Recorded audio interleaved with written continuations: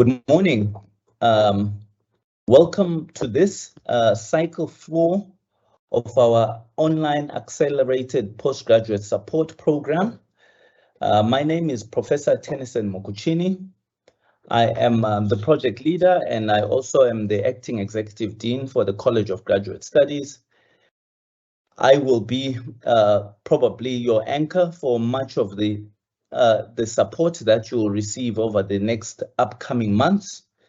I welcome you all. I'm suspecting that we have most of our newly registered masters and doctoral students who are for the first time finding out about the range of supports that the university has got for you. And just to allay any fears that you might have, this session, much like everything else that we offer you, are presented as live events, but once the event is gone, you will have access to a recording. We have also given a facility. If you look up on your screen or on your gadget that you have, you will see something that says Q&A. We invite you to post any questions that you might have for the duration of the time that we see you, to post them up there, and we will respond to them as we proceed through the program. We have, as I've said, this is our flagship support program that we have for all of you honors, masters and doctoral level students. I will speak you through the different tracks that we have on the program and the different types of support that we offer. But before we do that, it's important that we allow our Vice Principal for Research, Postgraduate Studies, Innovation and Commercialization, Professor Tenjua Meiwa, to welcome you onto this program and to also offer some words of support and any other wise words that she might say, not least confirm once again our total commitment to your success. Without further ado, I will ask Professor Meiwa to take the stage. And just in case you have forgotten who I am Professor Tennyson Mokuchini. Welcome to the cycle 4 of this seminal program. Thank you. Professor Meiwa, the floor is yours.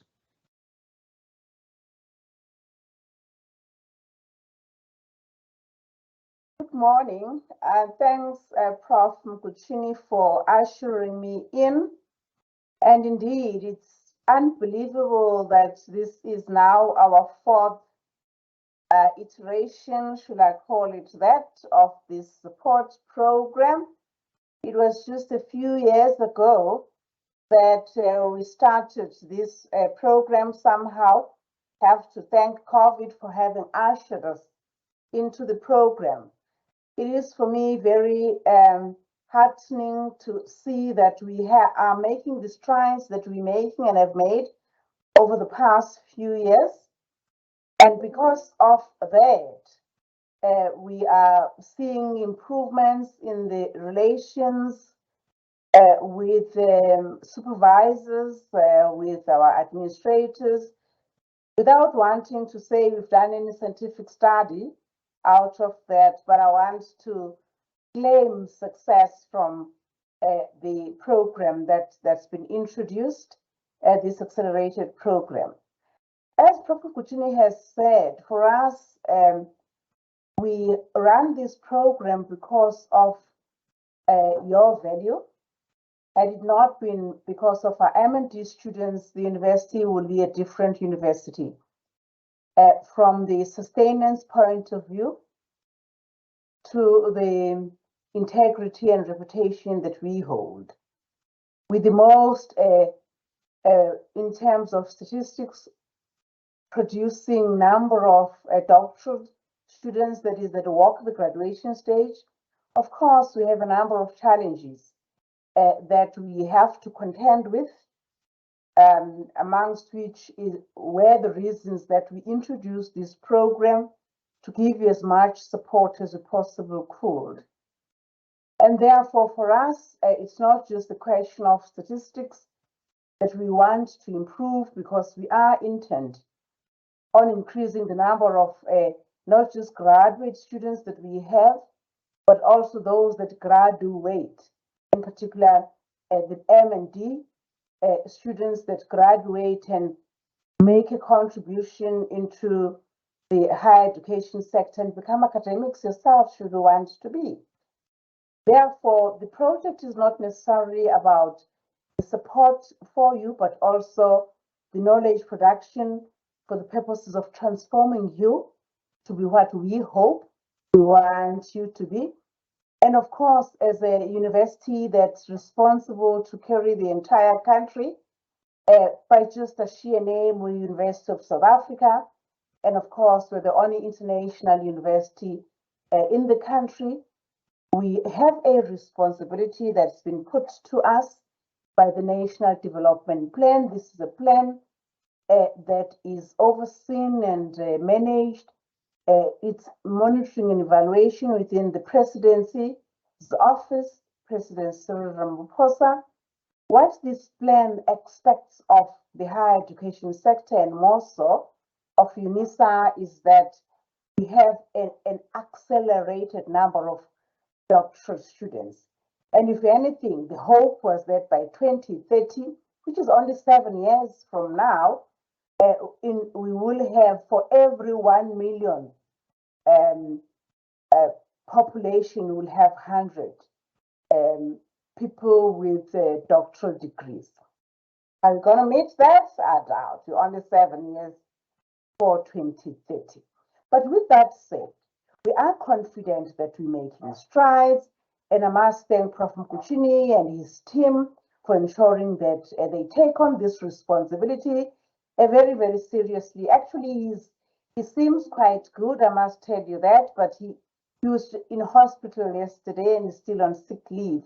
But because of your importance as a master's and doctoral student, we have made it significant and ensured that we get him out of hospital to try to do this work for us. And for many students, this is very important, especially those ones that have had not so good experiences and those that drop out. BITSA in 2011, as well as Tugiso and others in 2019, make reference to the fact that students drop out and fail in many numbers.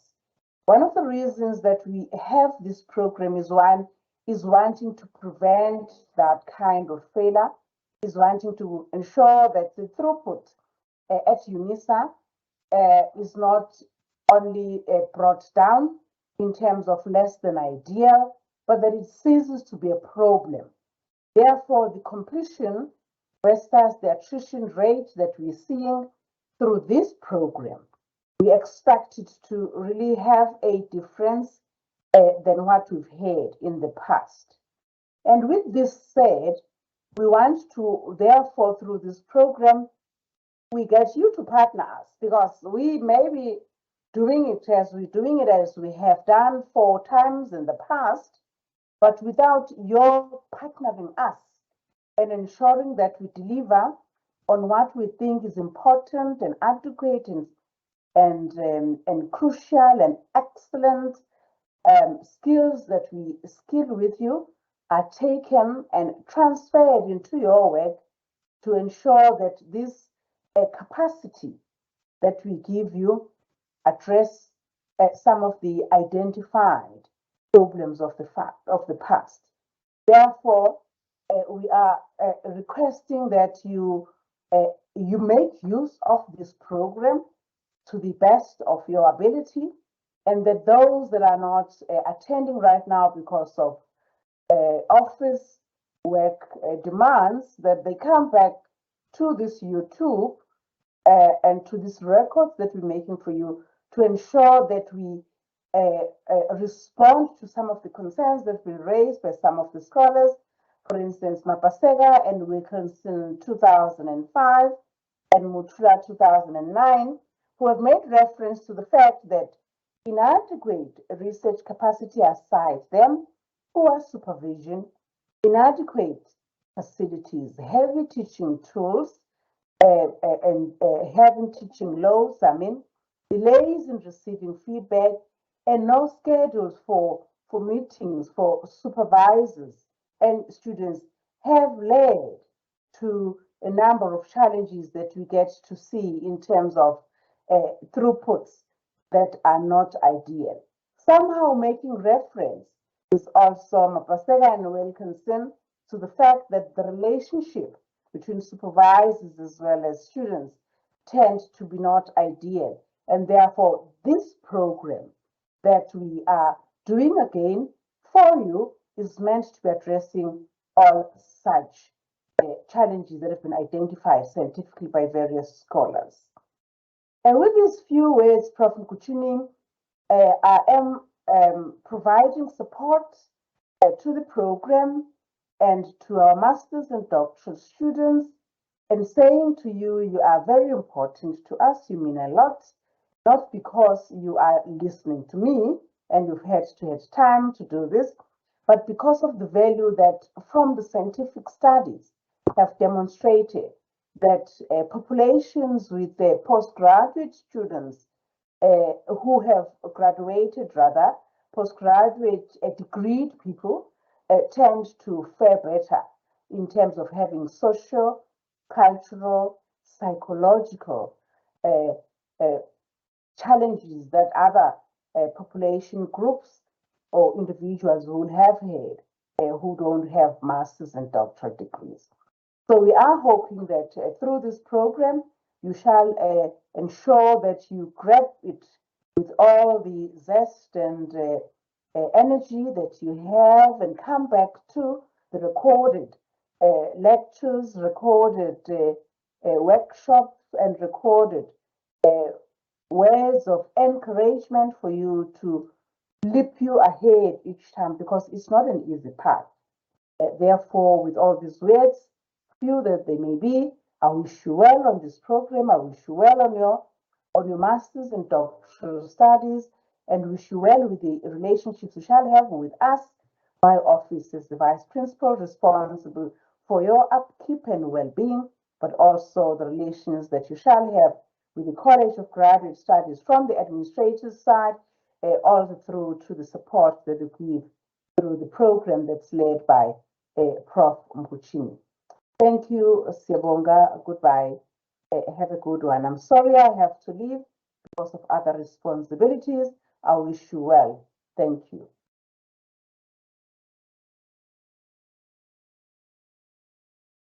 Thank you. Thank you very much. Thank you, Prof. Mayiwa, for that keynote address and for the words of support. As always, I'm very appreciative of one very particular thing. Many of you who deal with UNISA at its entirety will be very clear in seeing that the research portfolio are very hands-on. Our highest level of management is very hands-on. I am always struck by the big picture awareness that Professor Mayiwa has, and of course, an awareness of the detail and the minute detail about the challenges that students are having. What we have been doing alongside this program is another initiative where we visit the different regions and actually have face-to-face engagements with students about the range of support needs that they have. And we also share some of our seminal support packages that we offer. Of course, this accelerated online postgraduate support program is at the very, very center of the things that we do as a college. I know Professor Mayiwa alluded to the fact that I am off sick. I had a bit of an accident, so my usual dynamic self is not totally present today, but we had to be clear that this must happen regardless of whatever else is going on. So having thanked Professor Mayiwa for that word of support and for the keynote, I also want, before I move on to giving you some insights into the actual program itself, I want to draw some things from what Professor Mayiwa said, because I think these issues are critical. So you would have heard her talk about the success that this program has had. And literally what that means is there's a lot of research that we have done ourselves, and of course research others have done in different spaces that confirm that those students who engage in formal support programs as this have much higher chances of succeeding and weathering the storm of the journey that you're on. So if you hold on and you just make sure you stay on course with this program, your chances of success increase seminally. I will speak you through some of the statistics as I proceed with my presentation, so you can see exactly how the terrain looks like and what benefits are likely to come from this. Secondly, the other thing that Professor Mayiwa spoke about, which I think you as students need to really own, is the fact that you are the center of our purpose. Hey? So we exist, particularly in postgraduate spaces, we exist entirely to make sure that you succeed. If you do not succeed, we fail. So never allow a moment to come where you question that focus for the university and indeed your importance to the university. Thirdly, she also alluded to the fact that this is our fourth cycle. This is our fourth cycle. We were born out of COVID and the fact that COVID demanded that we rethink and reconceptualize things, but we have had quite unprecedented success in the way that we've supported students by using a purely online modality. So we have these things that she's spoken to. What I will now do is walk you through this program. It's important I share with you what the program is about. Also tell you a little bit about the background that has informed the way we have created and conceptualized this program, because all of you would agree that you develop things such as this to deal with known problems. So I will share some of the known challenges that UNISA has got, some of the known problems that our students, such as yourself, face, and then speak you through how we've devised a program that does this. I'm going to share my screen, and in doing that, I will take off my camera. So please don't fear if suddenly my face fades out. I'm just about to share my screen. Right, okay. So once again, I've mentioned that this is the Accelerated Online Postgraduate Research Methodology, Academic Writing and Grant Writing Program.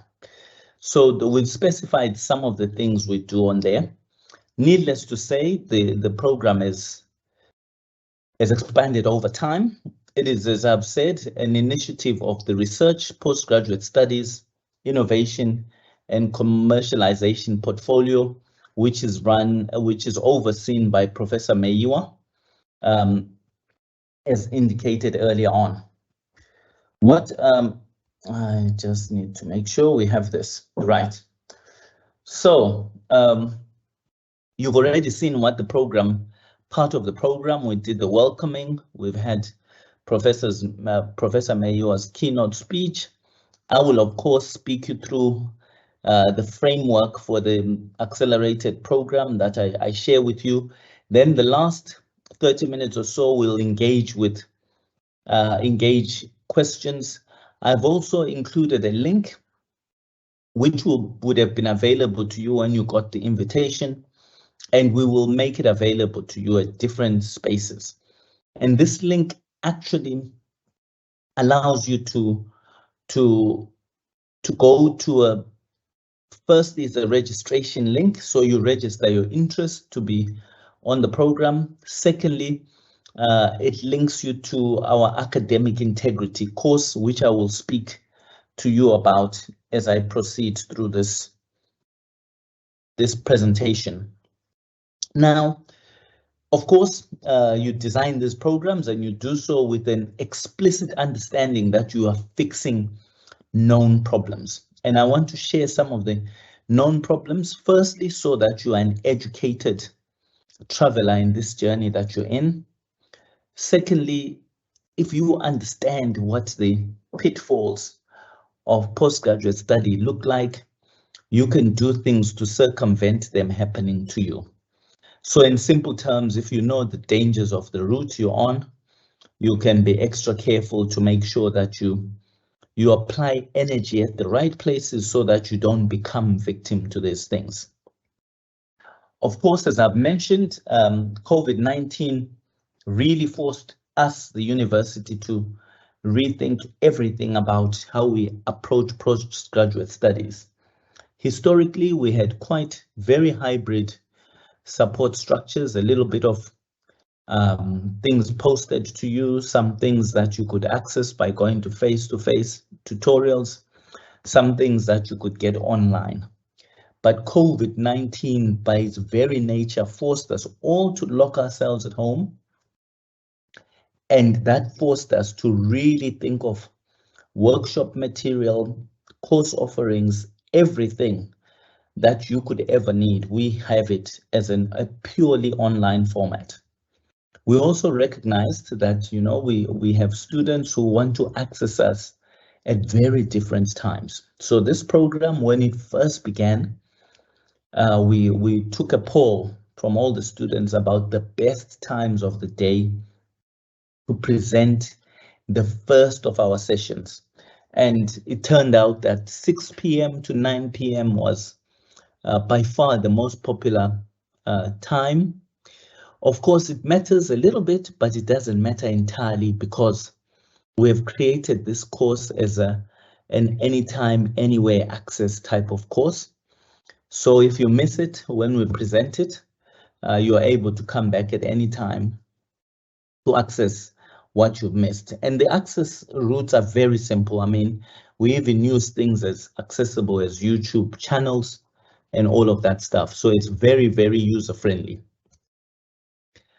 Of course, all this was also an opportunity for us to deal with some very significant poor success and completion patterns that the university had.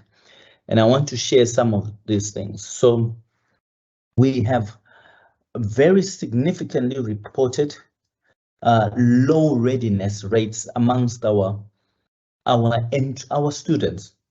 So our honors level students who are coming into master's level study, our master's level students who are going into doctoral study, all had very significant challenges with their readiness for what it is they had embarked on. So basic cornerstone competencies like knowing how to debate and debative writing, argumentation, all those very basic things that one would assume, could easily assume that our students had.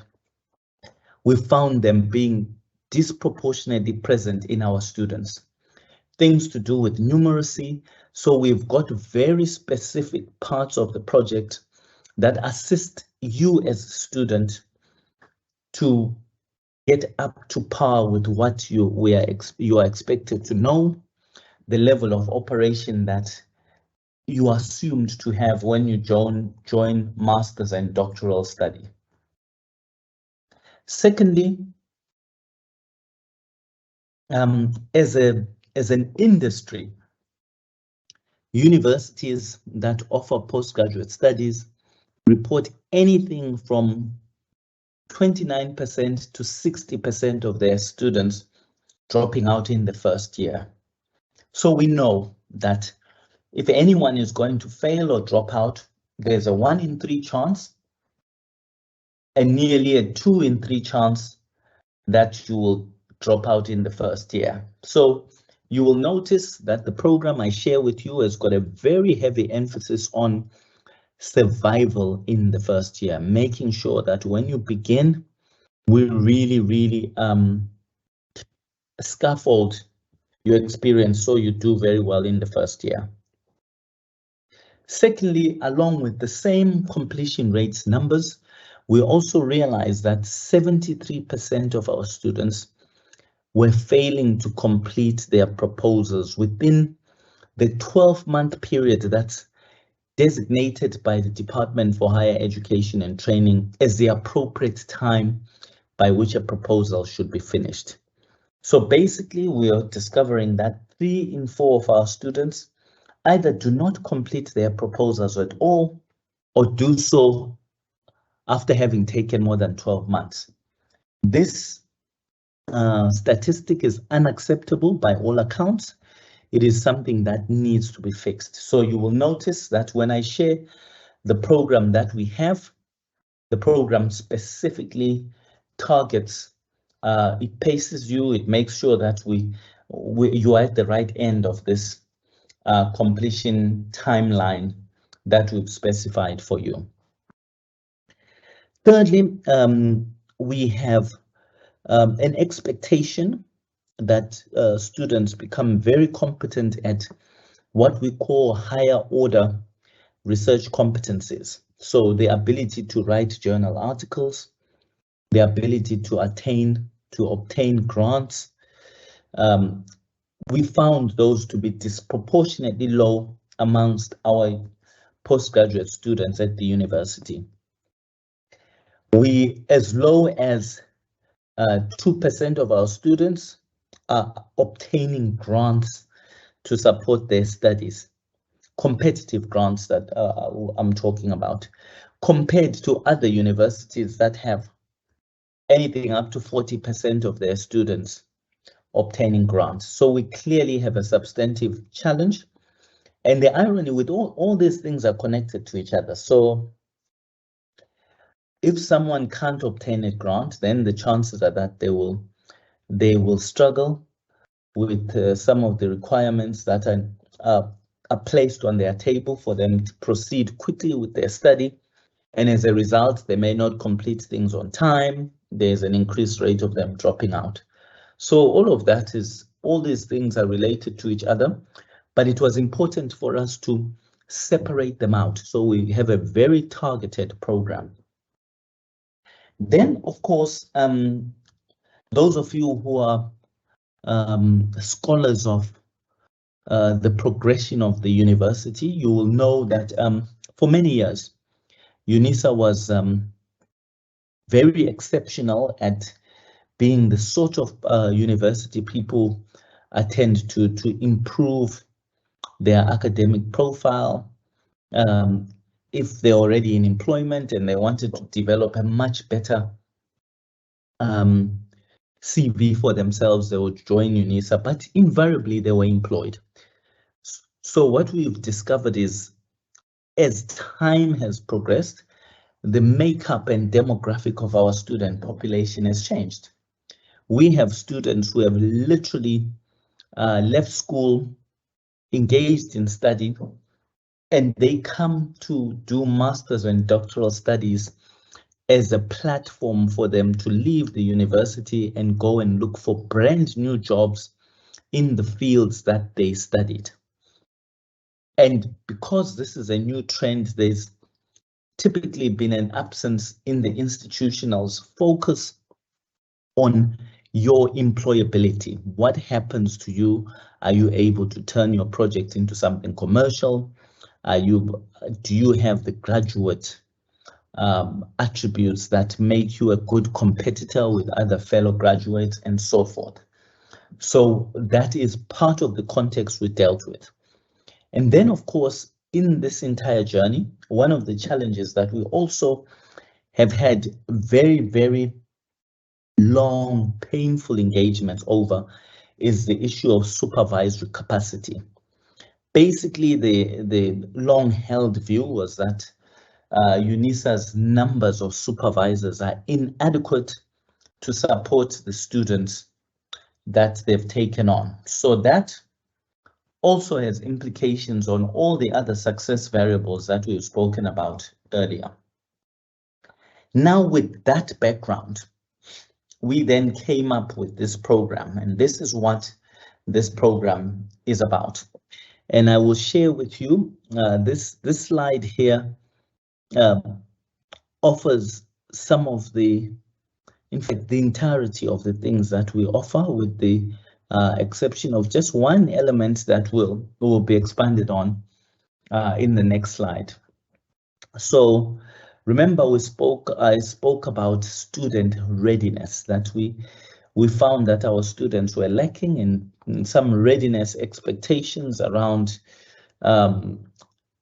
what we consider to be core competencies: how to debate, how to write things at master's or doctoral level, how to reference appropriately, avoiding plagiarism, and all those things.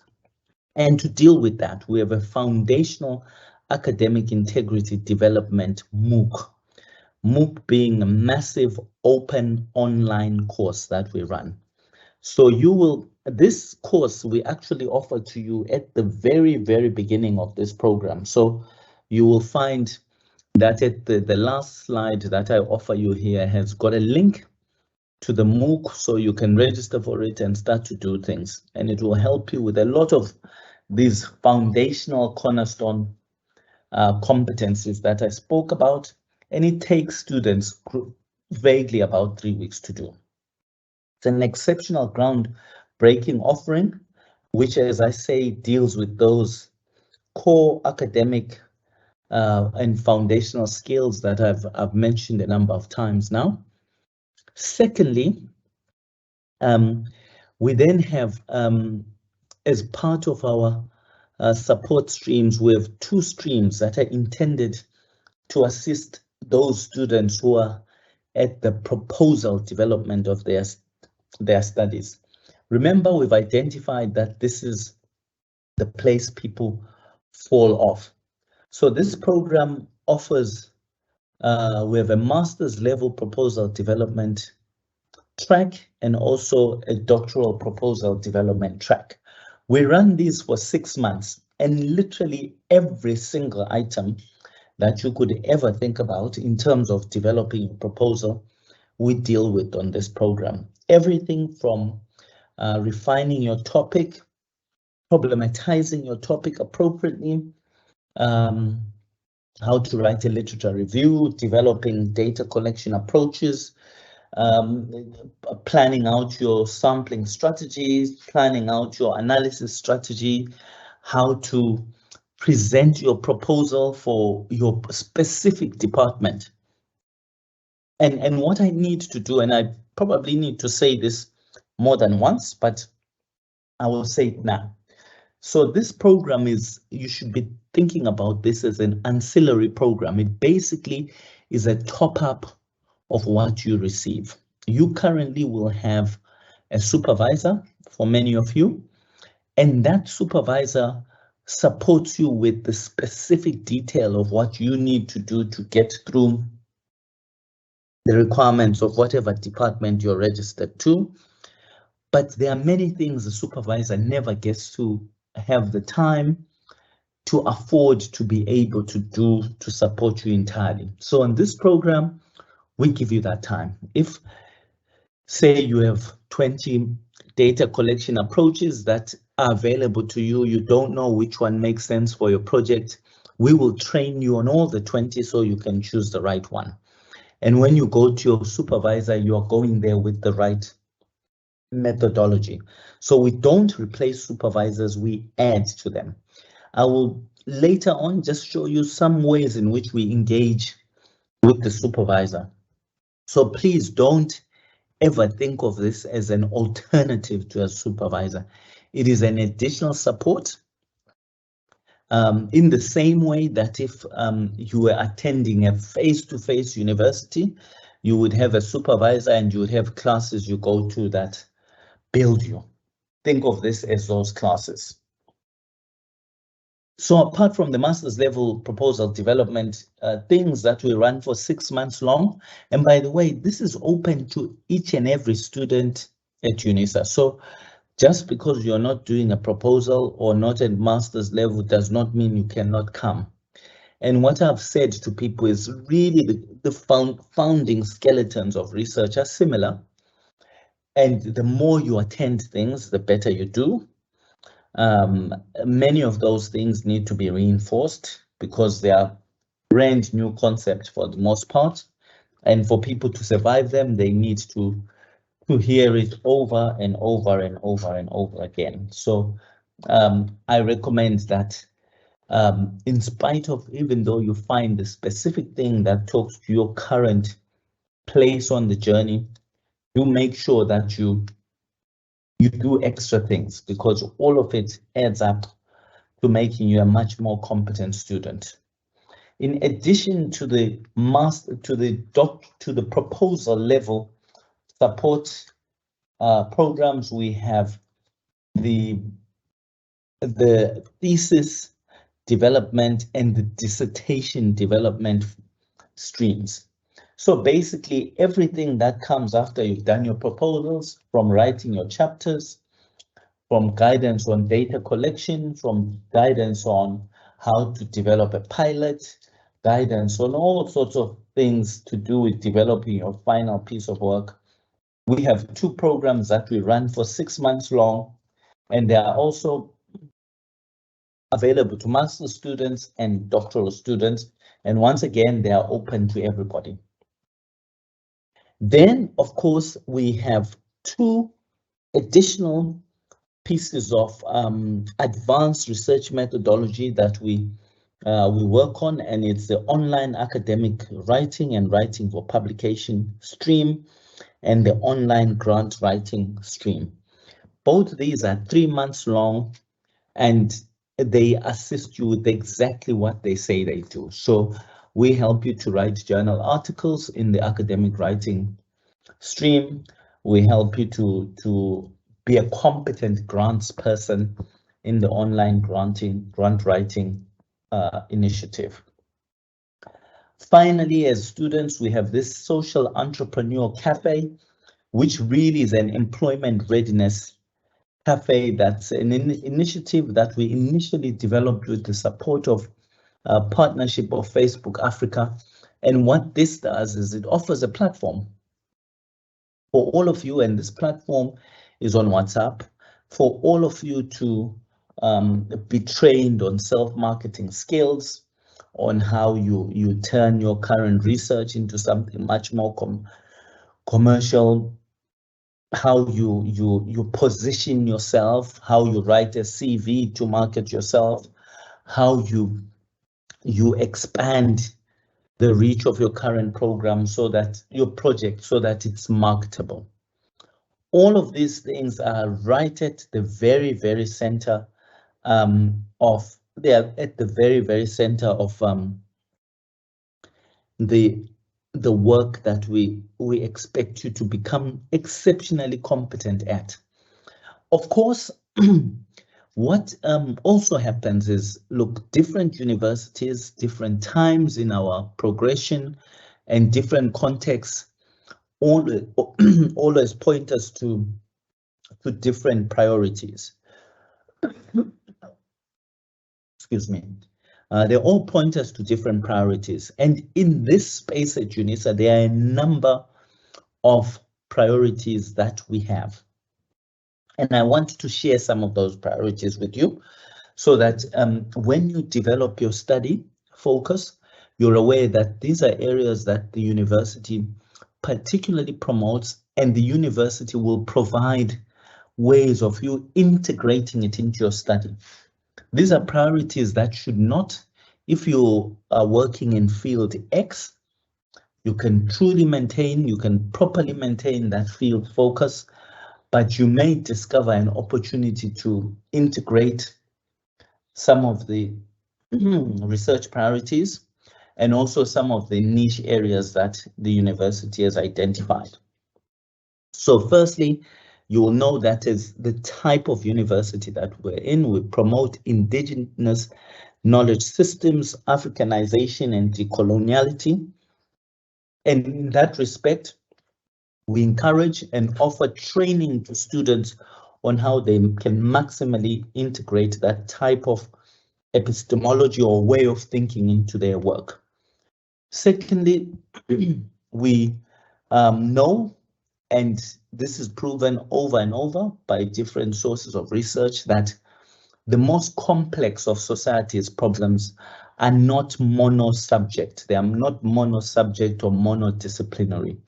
They often are multi, inter, or transdisciplinary. So if you were to develop a study and the study was interested in understanding a particular problem, the more complex that problem is, the more likely it is that it will need multi or inter or transdisciplinary exploration.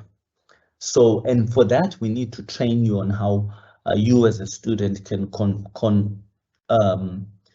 include and consider different types of disciplines so that they feature in your work. Then UNISA has got what we call the 10 catalytic niche areas.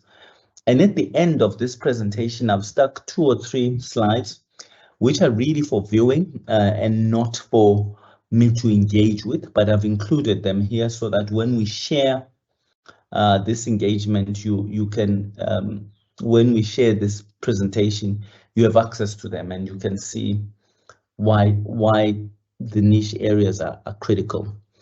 Basically, what the niche area emphasis is about is a number of considerations. Historically, they are subject areas that have received very limited treatment and exploration, and they are becoming critically important to life and the way that we proceed with our lives. Secondly, they are areas that we have shown to have a lot of untapped resources that are out there. Thirdly, there are areas where maybe previously marginalized groups have been excluded, and there's a need for us to prioritize how we energize them so many more people are involved in them. And these 10 niche areas that the university has chosen as its focus are marine studies, aviation and aeronautical studies, automotive science,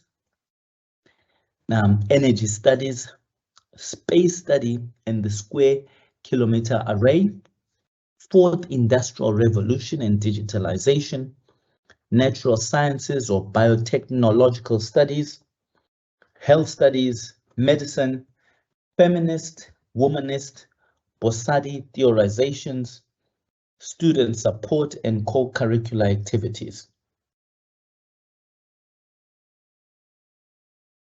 What we are basically saying is that these areas we have found to be of particular importance, and you may be someone who's studying English and may actually want to see how you can integrate English maybe with feminist, womanist or Bosadi theorizations, and that your explicit and intentional integration of these different niches means you have greater access to forward-looking research, you have greater access to the potential of more support in terms of financial support for your focus and your study. Of course, at this stage, I'm just sharing these as potential directions that we will educate you on, in addition to all else that we're offering. But so try not to stress about the fact that you don't know or don't see this yet. Now, the interventions that I've spoken to are captured on this slide. There's just one element that would not have been previously referred to. And you will remember I spoke about the fact that we have a long-standing challenge with supervisory capacity and the lack of supervisors. This lack of supervisors expresses itself in very specific ways at UNISA. Firstly, in terms of numbers of supervisors, we just do not have the accepted number of supervisors to appropriately supervise students that we have. Sorry. And secondly, the current supervisors that we have en masse reported that they are challenged because some of the competencies that are expected of them as supervisors are things that they don't feel that they've got the commensurate capacity or competence in doing. So as a result of these interventions or this plan for interventions, we have a 12-week-long course in which we train supervisors on everything to do with supervision. And I note this for students because supervisors are a critical part of your success. So if you're doing exceptionally well, but are supported by a supervisor who has challenges in respect of very specific competencies, then that poses a challenge. So we need to attend and address that. And just as a point of note, we have a standalone supervisor capacity development course, which by all accounts to all you students, you know about it for the purposes of being able to locate all the different training interventions, but it is not essentially something that you will yourself be attending at this stage if you are attending the Master's and Doctoral Support Program.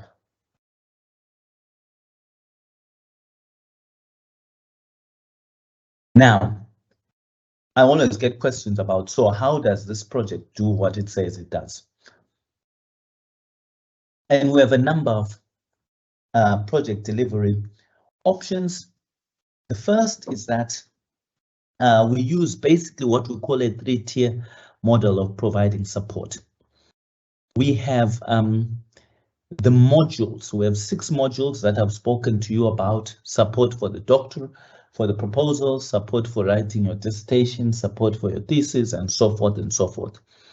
And in that we have running lectures, didactic lectures, very similar to what is happening now, where someone comes and teaches you about a topic. At the end of the session, you ask questions and they assist you. Those run for 3 hours long.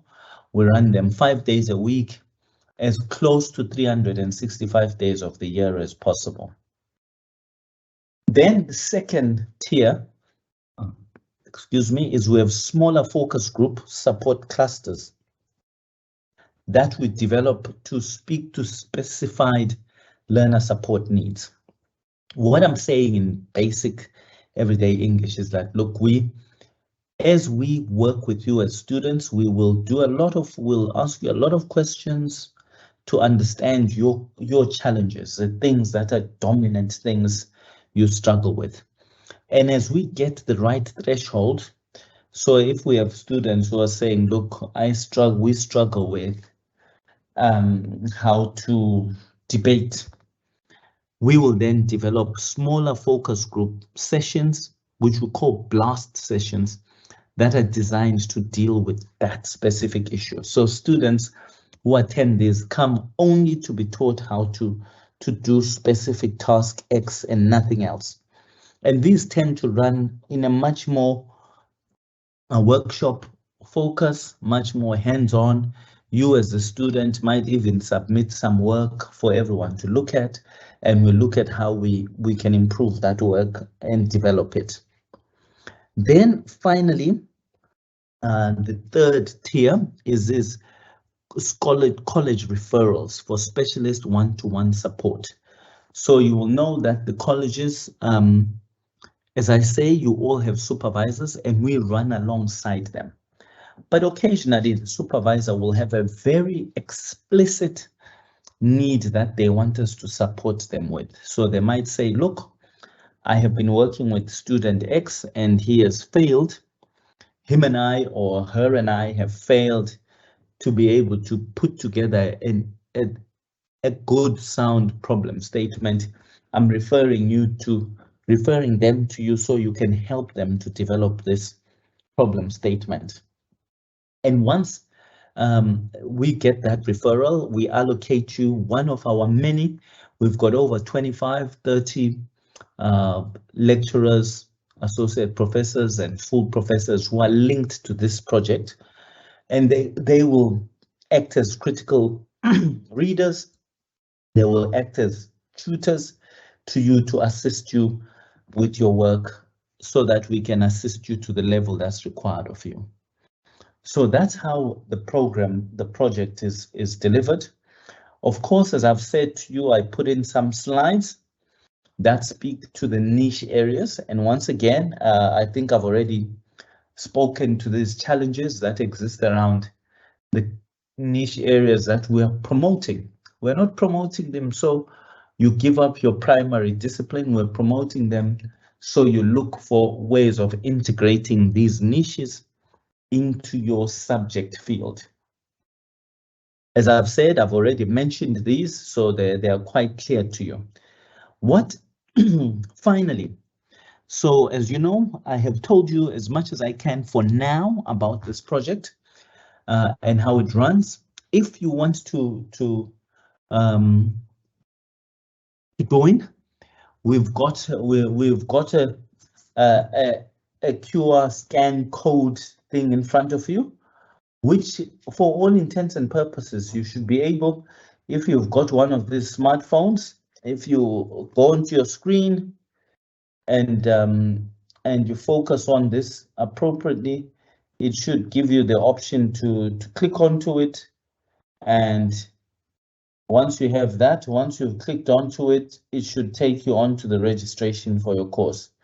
Just make sure that you are correctly aligned to the screen so you can fully utilize the connection. So I will leave this up for 10-15 seconds to allow you to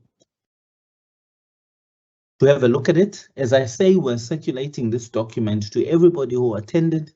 So if you're ready and feel like it's time for you to register for our program, just click on the, just scan this code that you have in front of you, and you will find yourself firmly in the middle of our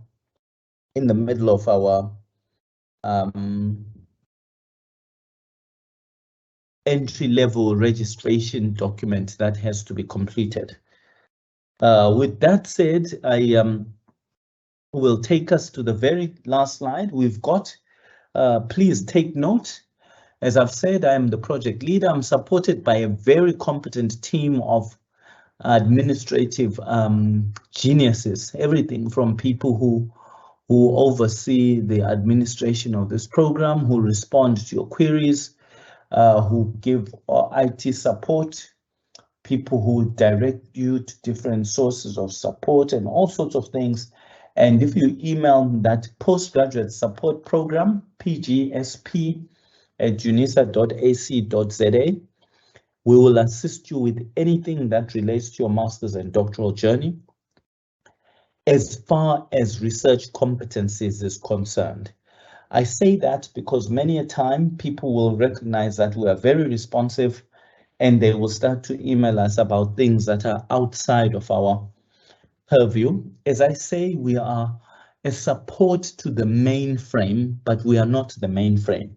So if, for example, you have a problem with your supervisor and they're not answering you, if you let us know that you have that issue, we will not be able to fix it, but we will guide you on where you need to go to have it looked at, because we understand the UNISA system, but we are not the UNISA system, if that makes sense, if you think about us in that way. So I am going to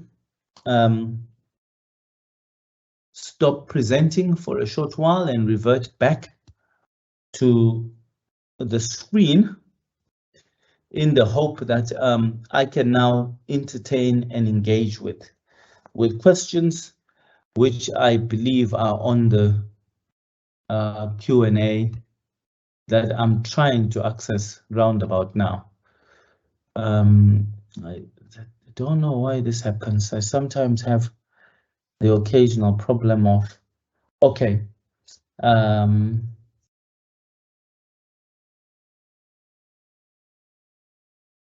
right.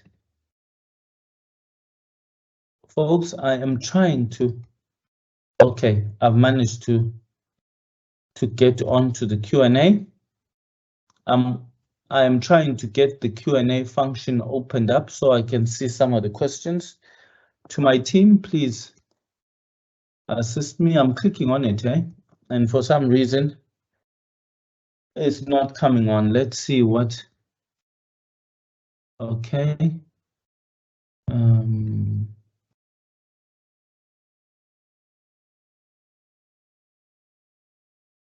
Right. Okay. It should be coming up in a second. It's rolling up. So I will look through.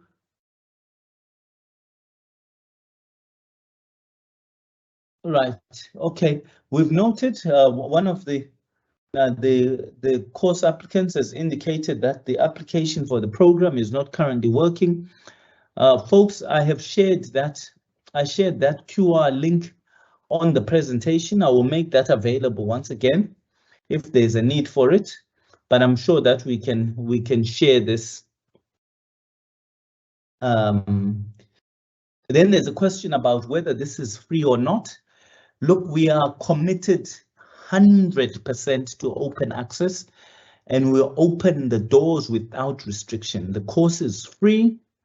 As soon as you've registered with us, everything that comes from this course you get for free, anytime, anywhere, anytime you wish. Then there's a request that I share the slide with the QR code once again. I will revert back to that. I will close off when I say goodbye to everybody. Before we close the presentation, I will put the QR slide on there so we can see it. Can you assist me with the new process for submitting the student dissertation on Turnitin? Folks, so Turnitin is a platform that's separate to us, but if you do Turnitin at unisa.ac.za and you email them, they will manually attend to that.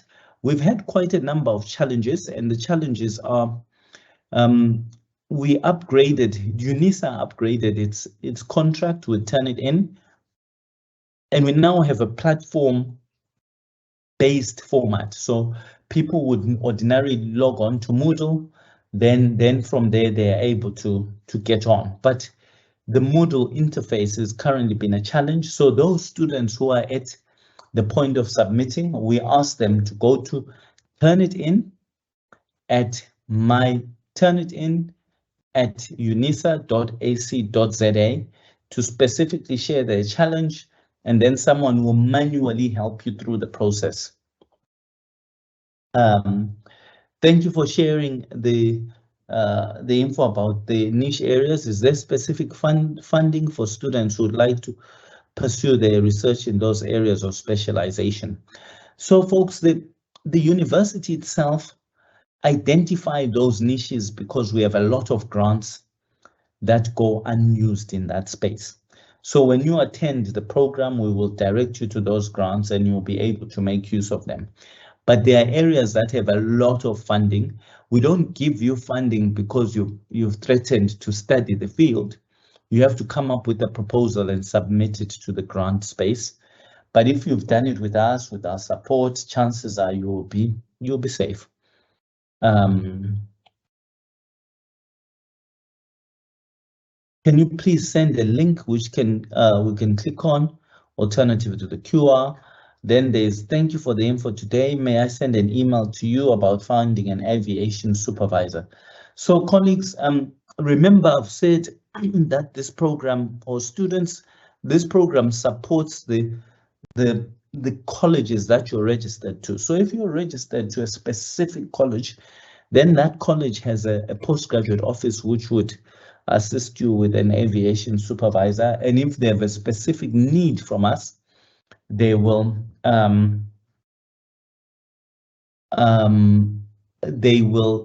direct that concern to me or to anyone on the program. Hey, hello, Prof. Thank you for your wonderful presentation. It's a pleasure. Do your support program assist students for getting lecturers for reviewing their dissertations and theses? Look, we do have people who act as critical readers and they review your work, but what we don't do is we don't do complete. You can't send 500 pages and have it reviewed. But what we do is if you're working on a particular chapter and you've done the chapter and you want assistance with it, we will have calls. We have moments where we call for proposals, we call for chapters, we call for this, and we support you in that respect.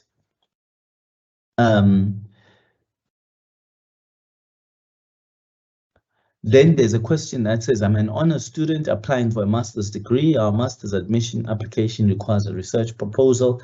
My question is, will this program help me with writing my research proposal?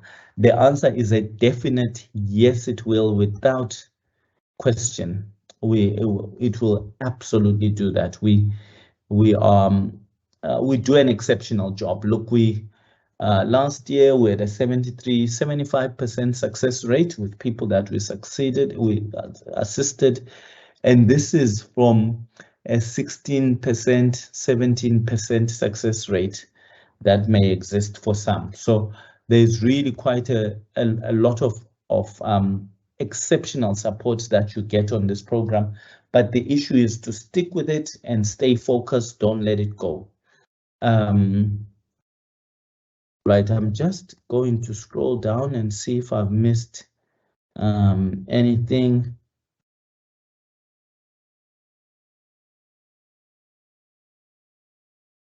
Right, there's please assist me with Turnitin. I tried to email Turnitin, but all was in vain. Folks, the Turnitin email address is inundated with people. So they do process things.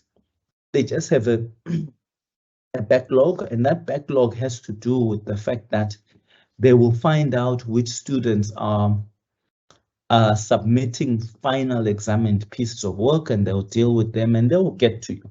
But if you're failing, I say do email Turnitin and copy me in, or copy postgraduate support program pgsp@unisa.ac.za, and we will try to push this thing through on your behalf.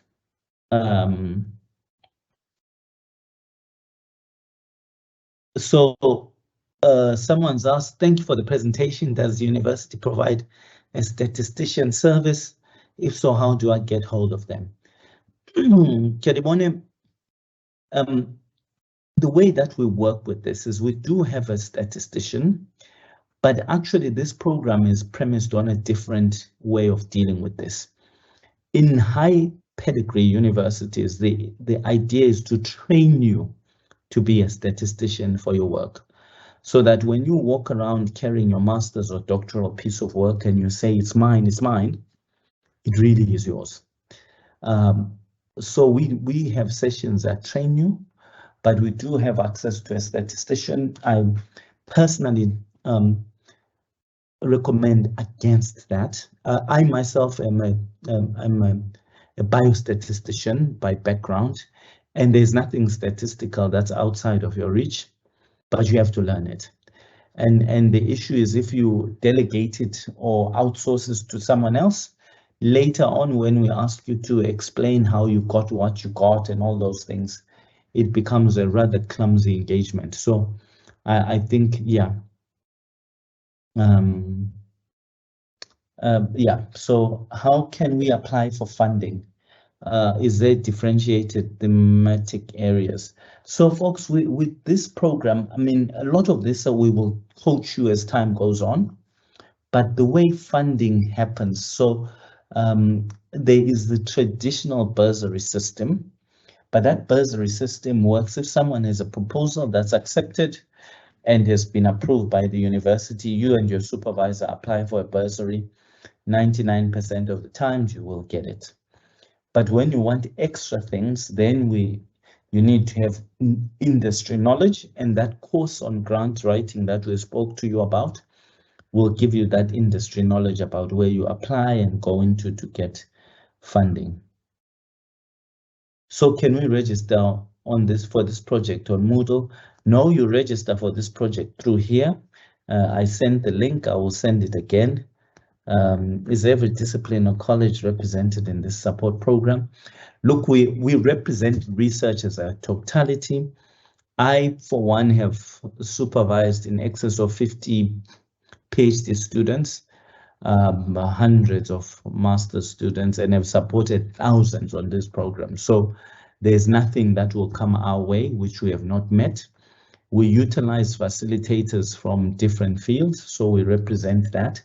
But do remember, as I've said, you will still have a supervisor. We are in addition. So we teach research methodology. We don't teach content specific to engineering or to whatever. So it's just important to differentiate what our support structure is. I'm currently doing research masters. After my completion, can I further my studies and apply for a PhD? The answer is simply yes. Whether you qualify or not depends on a whole range of things that include the score you get, the field you choose, the quality of your concept notes that you propose, all of which we will support you to do better with.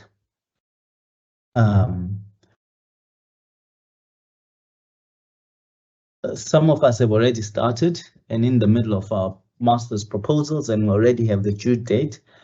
Look, when we start what we teach you, believe you me, you will know that much of what you've written you need to go back and fix. So the project will help you in that way.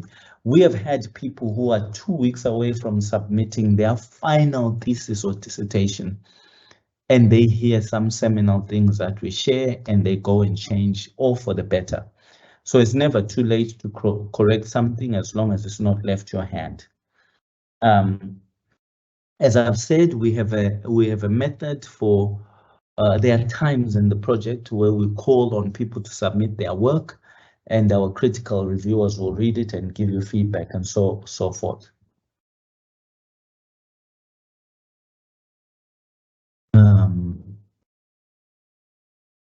Thank you. There's someone who has acknowledged that we do indeed visit people.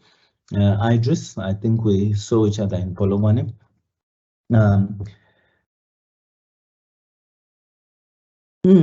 Dear Prof, are there any tools that we can use to help us write and refine excellent problem and purpose statements, research questions, aims, and objectives? Randia, there is no tool per se, but there are sessions. And these sessions, if you get it right, you will be excellent in it. And it is an issue to do with how you structure academic content. So we teach you how to scaffold things. We teach you how to write in a way that articulates the problem. Like, something is only a problem if you can quantify it. It's only a problem if you can show no one else has been able to fix it. If you can show that it's a problem that is widespread in terms of the number representation. So there are a whole load of these, what we call problem magnifiers that exist, but we have to coach you those things in a informal sessions, rather than in this introductory, hello, how are you doing type of session.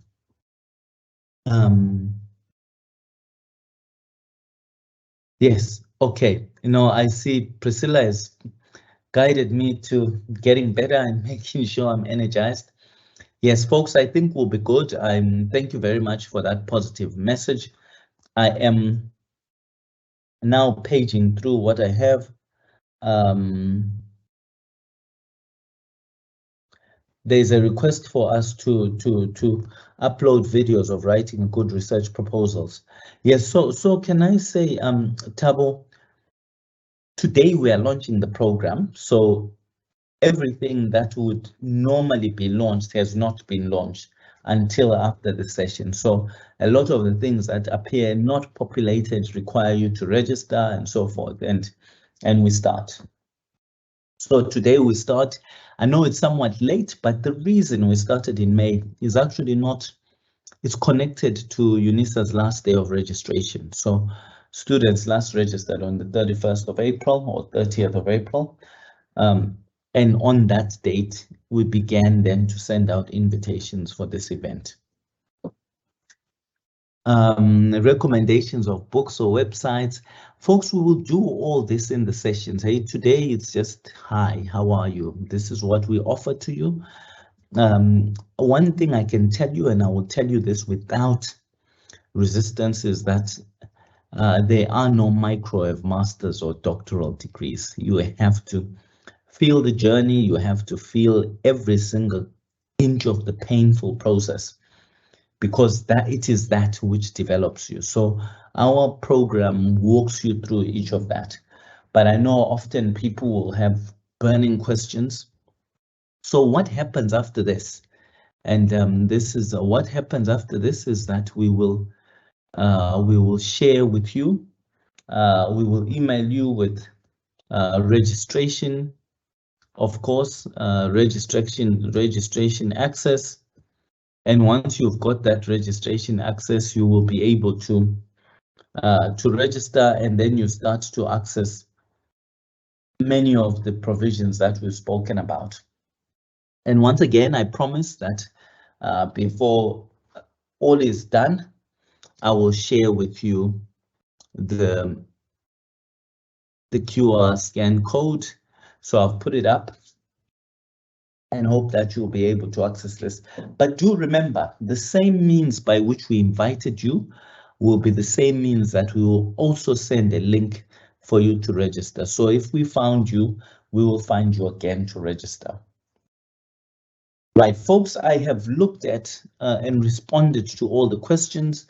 Our time looks like we are at 10:15, 13 after 10, which is about right for this session. You will hear some more, of course, from us as the days trickle on. But right now, I will leave you with access to the QR code, so those of you who want to join can do so. And then I also want to thank you for your attendance. Thank Professor Meiwa for opening the event, and also thank the team. This team never sleep. They respond to your queries. They are the ones behind the smooth running of this session. And yeah, so to them, I thank them very, very much. On that note, I will take myself off, but leave this screen up for just a minute longer. Thank you to all of you. We hope to see you in weeks to come. The first sessions will probably be in the next couple of weeks. And as I say, if you miss the sessions, we would have sent you a master document with links, so you can go and watch these things after the fact. Thank you once again. Have a wonderful day.